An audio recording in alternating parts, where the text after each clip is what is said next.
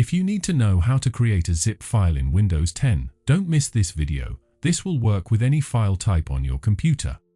As you can see on my desktop, I have a few different types of files here, and I want to put all of them into a zip file.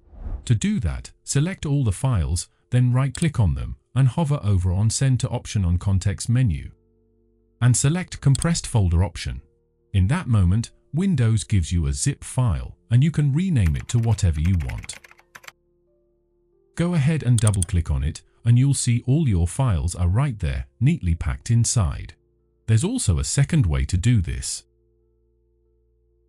Create an empty folder and rename it to any name you want. Then move all those files into that folder. After files move to this folder, right-click on the folder, hover over on Send to, and select Compressed Folder option. This will also create a zip file, and you're free to rename it however you want. Then, double-click on Zip File, and you will see the folder you created. So, open that folder, and all your files are right there. Friends, these are the ways to create a zip file in Windows 10.